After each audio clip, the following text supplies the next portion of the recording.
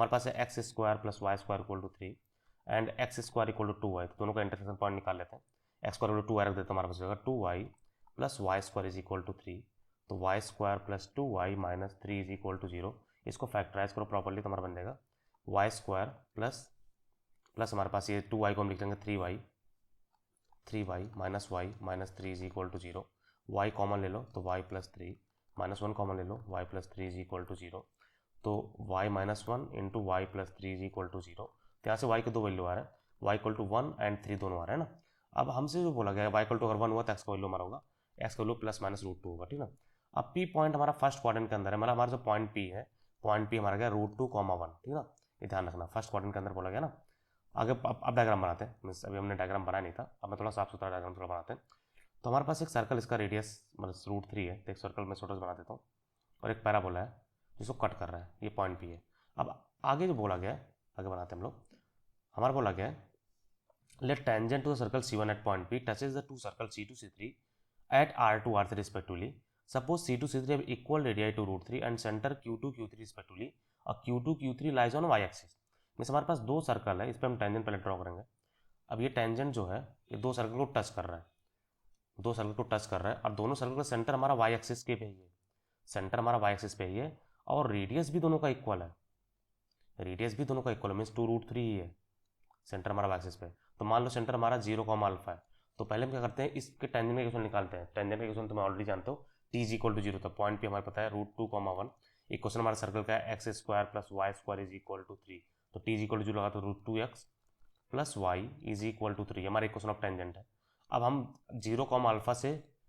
परपेंड को ड्रॉप डालेंगे, equal to radius कर देंगे, तो वहाँ से अल्फा का वैल्यू आएगा, तो 0 कॉमा, तो सेंटर हमारा 0 कॉमा अल्फा है और रेडियस हमारा 2√3 है ना, ये हमें रेडियस ऑलरेडी दे रखा है, ये रेडियस का वैल्यू 2√3, तो जस्ट यूज कर तो हमारा जाएगा √2 इंटू 0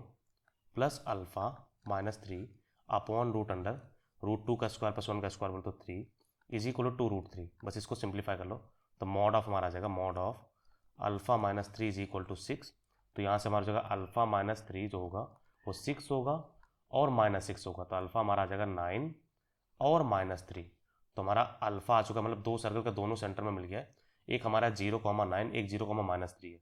तो ये वाला हमारा सेंटर जो है वो बन गया 0,9 और दूसरा वाला मिल गया हमारा 0,-3। तो ये Q2 Q3 का वैल्यू मिल गया, ये हमारा Q2 मैं लिख देता हूँ यहाँ पर, Q2 हमारा है 0,9 और Q3 हमारा है 0,-3। तो हम ऑप्शन पढ़ते हैं, ऑप्शन क्या दिया गया, पहला बोला Q2 Q3, तो उनके बीच का डिस्टेंस 12 सच में है, देख लो Q2 यहाँ पर है Q3 यहाँ पर है, तो ऊपर 9 है नीचे 3 है, तो मिलकर 12 हो गया, तो पहला पार्ट हमारा करेक्ट है। दूसरा पार्ट बोल रहा है R2 R3, तो हमारा ये R2 है, ये R2 है, ये R2 है, ये R3 है, तो तुमसे बोला गया R2 R3 का डिस्टेंस बताओ। तो एक चीज़ तुम ध्यान दो, अगर मैं प्रॉपरली बनाऊँ यहाँ पर, अब मैं थोड़ा प्रॉपर डायग्राम बना रहा हूँ। हमारे पास एक सर्कल है, दो सर्कल एक्चुअली, एक नहीं है दो सर्कल है, और दोनों का रेडियस सेम है, और ये टेंजेंट है, कॉमन टेंजेंट है ना, तुमसे लेंथ ऑफ ट्रांसवर्स टेंजेंट पूछ रहा है। तो हम चाहें तो हम ये पॉइंट निकाल सकते हैं, ये वाला पॉइंट हम ऑलरेडी जानते हैं, इसका मिड पॉइंट है, क्योंकि दोनों सर्कल का रेडियस सेम है ना, तो हमारे पास इसका मिड पॉइंट कितना होने वाला है, मिड पॉइंट आ जाएगा 0,9 माइनस 3 बोल तो 6/2 बोल तो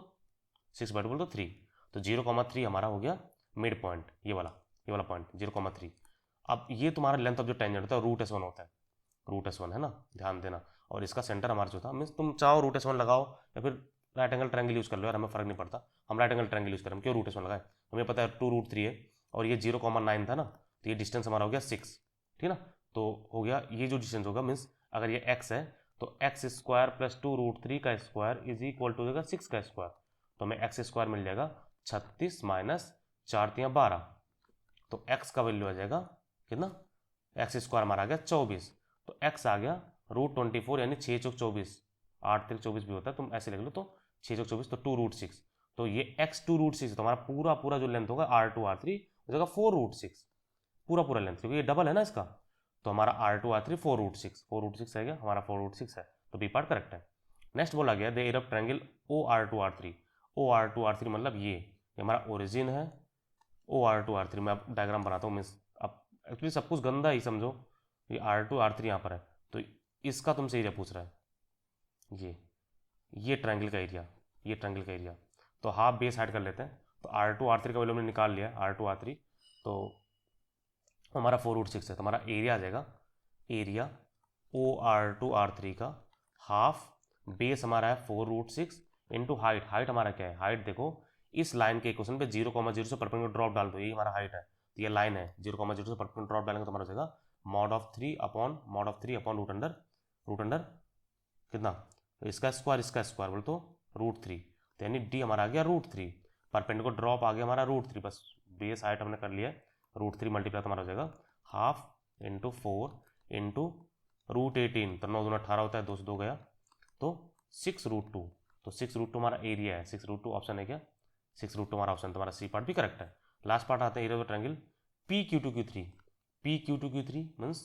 ये Q2 है, ये Q3 और P है, तो सेम यहाँ पर, तो हाफ बेस साइड यहाँ भी करो। अब मैं इसका डायग्राम बनाता हूँ,